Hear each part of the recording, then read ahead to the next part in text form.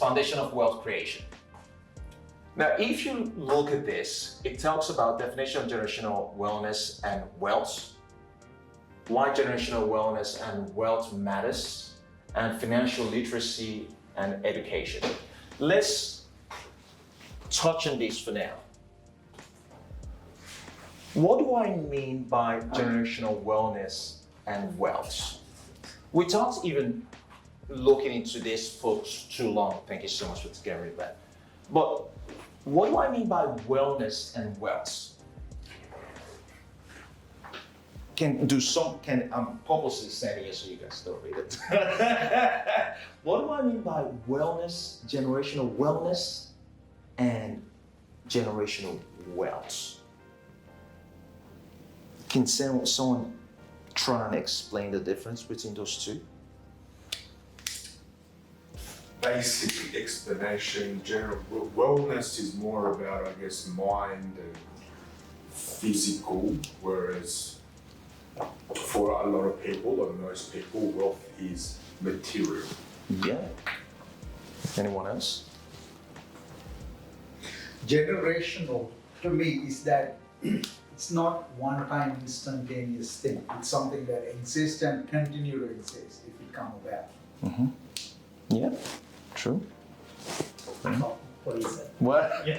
Eventually you're going to say something. I was actually I was going to say something like that. What you Yeah. Okay, cool. Let me explain a little bit more. And yes, you guys are all right.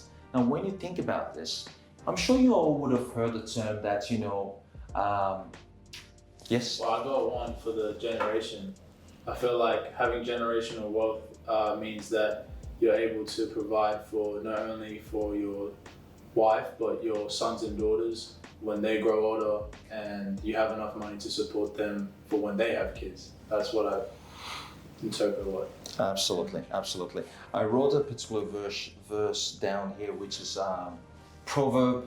For those of you that are biblical, I do believe in God. Personally, myself, I believe, Hey, I know you're enjoying this video. For any inquiries and mentorship opportunity, which I would be really looking forward to working with you, in this description below, you can get all my details, and I look forward to working with you soon. I'm nothing without God. That's everything revolves around it. And in the Bible, in Proverbs 13, verse 22, it says a good person creates wealth, creates inheritance that lasts for their kids' kids, for generations, in terms of it lasts in their generation, it lasts in their child's generation, and the next child's generation. So at least a good person means a good person needs to be able to create wealth that lasts for at least 3 generations. So as creators, we need to be thinking about not just us. We need to be thinking about the wellness of our kids, the wellness of our grandkids. So if you're the kind of person that you like buying designer clothes and things like that, you maybe start thinking, what, do I really need to spend $10,000 on that shirt? I'll be okay with $100 shirt. Maybe I should invest the rest into some sort of educational plan for the next generation, or put it into stock portfolio to help the next generation. So once you start thinking about the next generation, that's you starting to create wealth for the next generation. But if you to break it down in terms of generational wealth, wellness and generational wealth, you all would have heard the saying that when a rich person goes broke, they go bankrupt,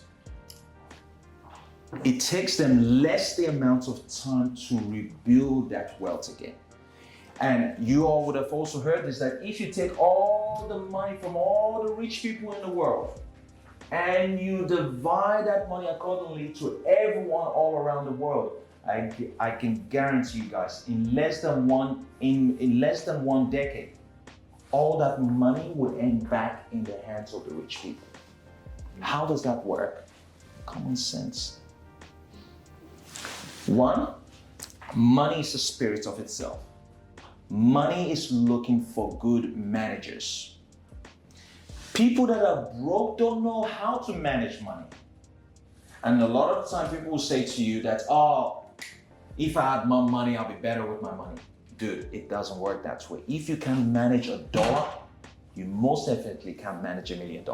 You'll be thinking, oh no, it doesn't make any sense. Yes, it does. You cannot manage $1. I say this to my kids. It doesn't matter how much they want, whatever. Oh, that's only $5. What did you do with the $2 I gave you? You couldn't manage it properly. Why should I give you $5? Oh, this time. No.